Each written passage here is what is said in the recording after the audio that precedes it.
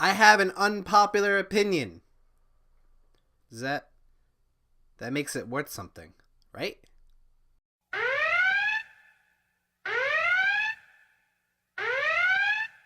Hello everyone, I'm SDS Man, and I'm just here to talk about Avengers Endgame. I saw it when it first came out, and I heard a lot of people talking about it, and I put my thoughts on there on some movie review sites like IMDb, link in the description. But I ultimately decided I wanted to kind of make a little short video here on YouTube, exclusive video, before the start of Season 6, to discuss my sort of thoughts on Endgame, because I have a feeling in my streams, people are going to ask me, hey, what do you think? Hey, what do you think of Avengers Endgame? Hey, what do you think? Hey, what do you think? So I'm gonna make this video so I can answer that for you. So you can watch it. Stop asking me. Please. I first want to say, sort of as a background, and I think this is important as a backdrop, I'm not really actually a huge fan of Marvel movies in the MCU. I have a lot of issues with them. Primarily, I always think the directing, editing, cinematography, and the colors, specifically, especially the colors, always sort of irk me. The editing is also a pretty solid problem that I have with these movies. All of those are like the general problems. Specific movies I have problems with, like writing and characters, and some of them just aren't good. Age of Ultron. That one sucks. It's bad. But I did see Infinity War, and I was pleasantly surprised. I really enjoyed Infinity War. I really liked the writing. I liked how it took all these different like plot threads and sort of like wrote them to a cohesive story by putting Thanos in sort of the center of the story. And you had all these like plot lines sort of converge. People have talked about this already. I'm not the first to say this, but I just thought the writing was really solid in Infinity War, and I was pretty surprised because before that point, Guardians of the Galaxy Part 1, I haven't seen Part 2, was the only like MCU movie that I like really enjoyed. Like a lot enjoyed. Wow, good sentence. Good word choice. I'm an English major, did I mention that? But I ultimately really liked Infinity War. I was pleasantly surprised. I did not like it as much as like Guardians of the Galaxy, but it was probably like my second favorite MCU movie. Haven't seen Thor Ragnarok, I didn't see that one as well, but point is I enjoyed it. Alright, I enjoyed Infinity War. So going into Endgame, I was sort of pretty excited, genuinely pretty excited. However, I gotta admit, I'm a bit disappointed. I think I'm the only one who's a bit disappointed. I hear a lot of negative reviews of this movie, but a lot of them were like, oh, well, I don't like any of the MCU movies and really that much and whatever. And sure, I agree with them on that. I have problems with a lot of MCU movies, but I genuinely enjoyed Infinity War. And I'm not like a die-hard Marvel fan, but even when they do fan service, which is in like every movie a million times, I can still look past it and be like, it's okay. I'm fine with it. You know, it's alright. But Avengers Endgame, and I'm going to say this, and I'm a little nervous for my life. Probably should get the Secret Service to my house. Should probably call them first. I'll call them before I upload this video. That's fine. Basically, my overall opinion is I didn't like Avengers Endgame. I really didn't like it that much. I didn't hate it. I didn't love it. I didn't really like it. I think it was alright. Like a middle movie. Like, I don't know what other Marvel movie to compare it to. I thought it was alright. It was alright. I didn't really like it, actually. But no, alright, so let me give some constructive criticism on it, why I didn't like it. Number one, my biggest problem with it is pacing. I think in general, the hardest thing to do in a film, and the most problem that I see in any film of any genre, is pacing. It's very hard to pace something. The difficult part of pacing is you have to sort of match the like cinematic time with the real world time. If you watch a 1 hour movie, but like 7 days pass in that 1 hour movie, you gotta pace it so that it kind of feels like 7 days have passed, but it also doesn't feel like an hour actually passed. You know what I mean? You should have to trick the viewer. This movie's very long. It's 3 hours. And sometimes I felt the runtime, but it did run relatively quickly. The issue is I had this very difficult time of sort of getting all of these events into 3 hours and structuring them. So there is a time skip, which I don't think isn't a bad thing. And to be honest, when like the text pop up like 5 years, and I'm like, what's the next word? Oh my god, what's it gonna be? later. And I was like, oh my god. What? I was like, well, this is pretty cool. And then that's when the movie fell apart for me. The whole second act, I don't even know what to call it, is sort of a mess. The pacing of this film is just, it's all over the place. Like, sometimes it's really slow and focused on the characters. Sometimes they're like, alright, we're gonna get this time travel thing going, and it's showing them doing that. Sometimes it's like, alright, let's speed this up, let's go, just, like, go, like, into the 70s for, like, 10 minutes, and they leave. Like, it's just, the pacing is just all over the place. Like, it's just a kind of a nightmare. It's the biggest problem I have with this film. Another big problem I have with this film is the time travel part. All of it. I don't like it. I don't think it's good. Now, I'm not like one who's like, time travel never works in a film, but how they executed here just felt a little annoying. Like I said, I can look over fan service, but like literally going back into the other films was kind of a cool idea, but it stayed its welcome way too long. There was a moment where I was just like, this is just too much. Like, we spent like an hour into these past movies, and I'm just like, I can't like do this anymore. Like, I get it. Like, these movies are cool and all. Like, it's kind of cool seeing them interact, but can we move forward?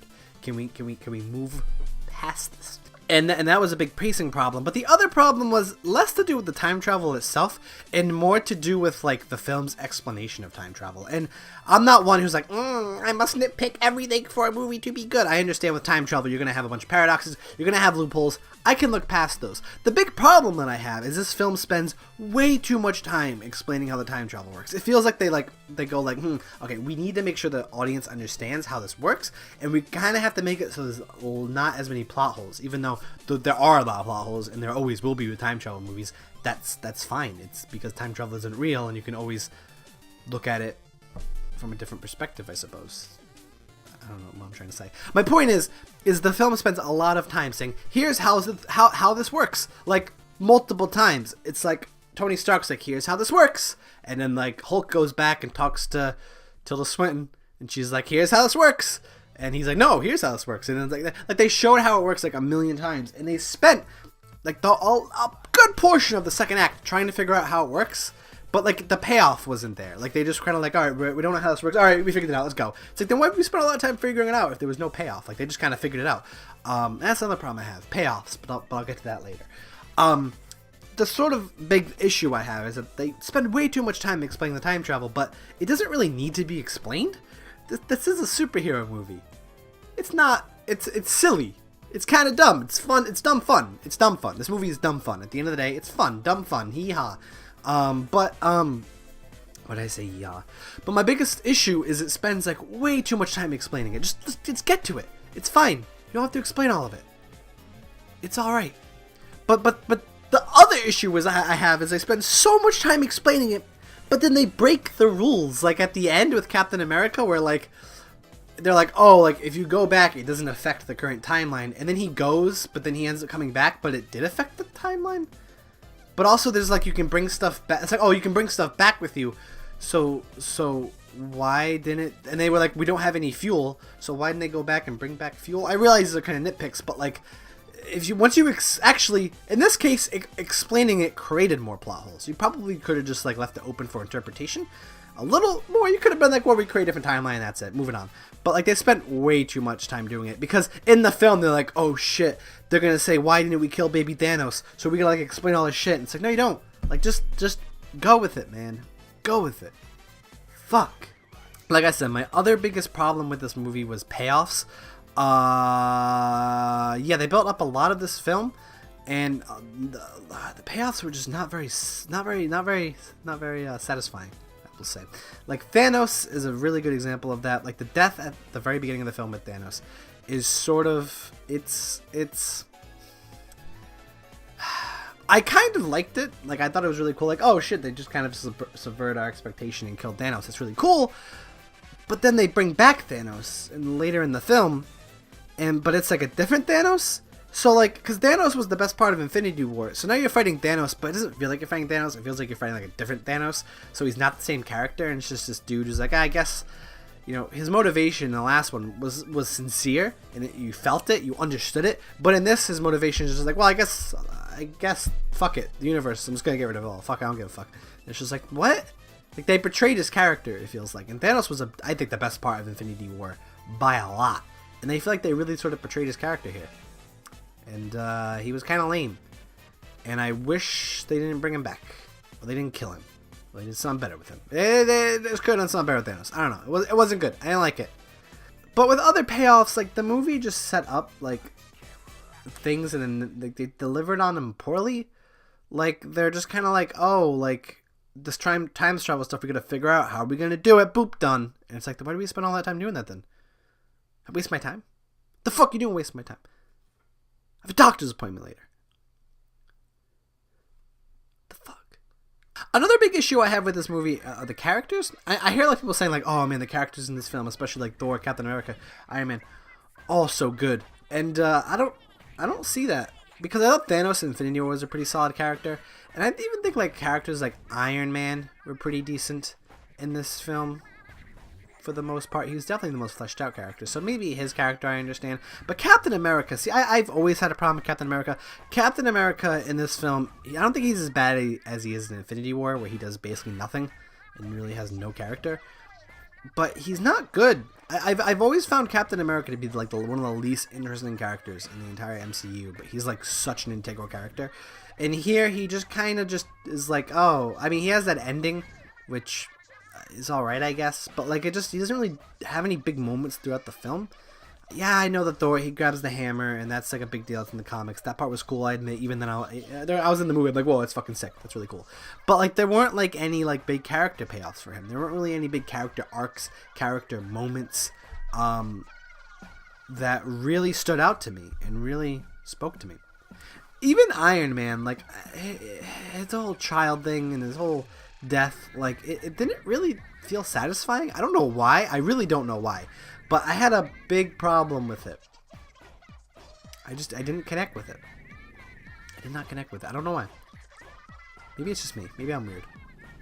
But like the most divisive character is Thor. I've heard a lot of people really like him and really not like him in this film. And I'm on the like him side. I actually really like Thor in this film. I think he's sort of like a buffoon. And he's just kind of like really depressed and he's lost his shit.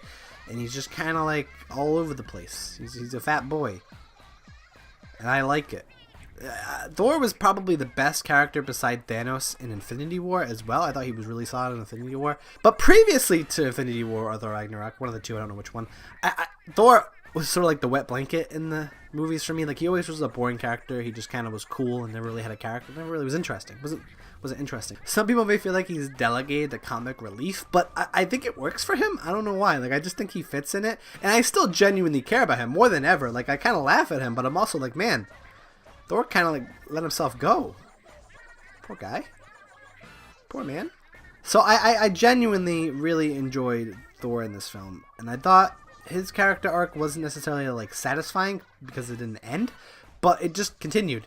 And if he's part of the Guardians now, that's really awesome because the Guardians movies, well, the Guardian movie that I saw and the Guardians plot in Infinity War was like the best part of that film. And Thor was the best part of the film. So if we're getting Thor with Guardians, like, honestly, genuinely, that excites me. Because I think that's like the best part of the MCU. At least in my opinion.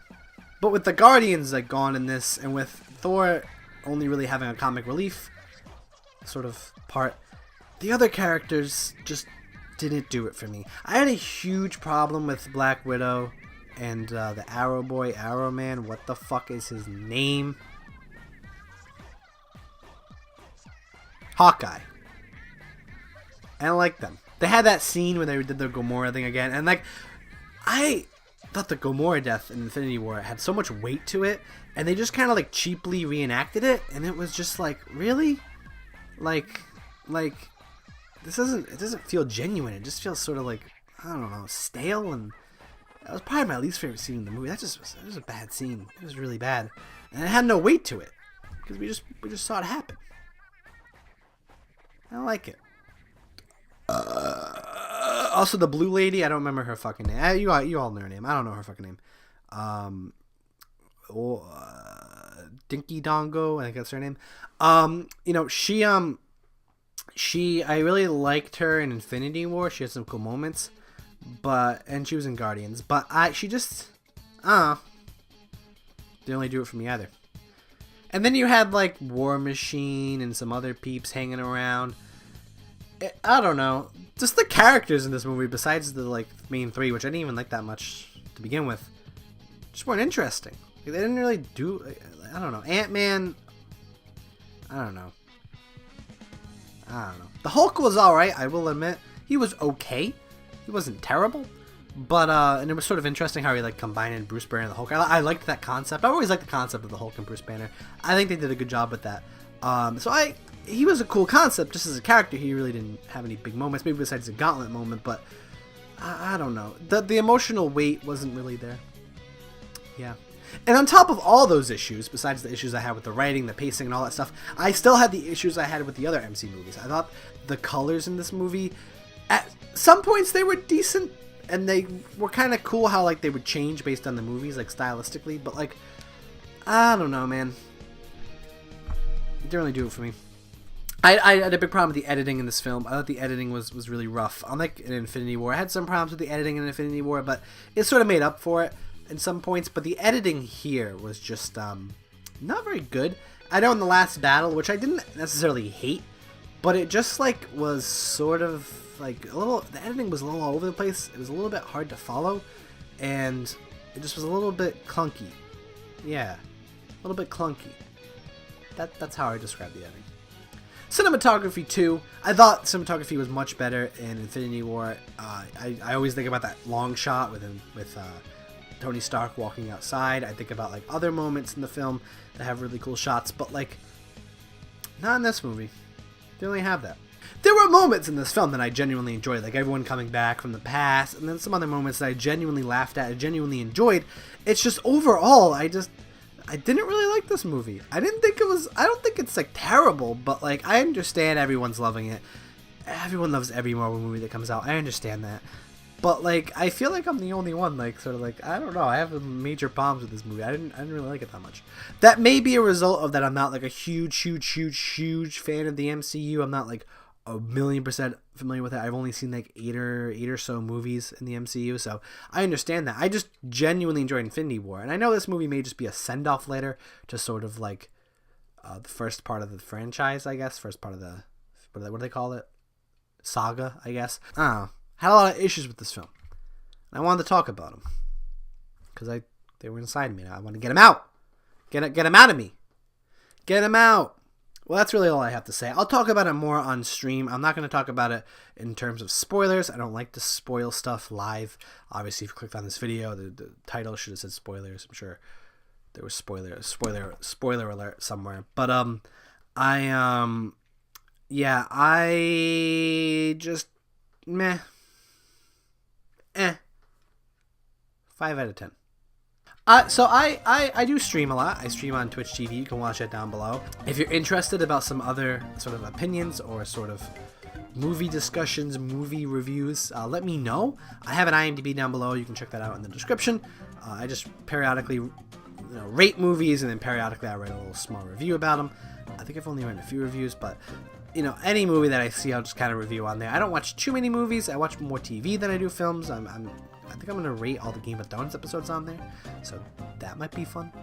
But genuinely, yeah, that's really all I wanted to say. Thanks for watching my dumb video. Go to my Twitch, go to my YouTube, go to my IMDb, go to my fucking salads.com account. And I'll see you around. Why have you not clicked off this video yet? Leave.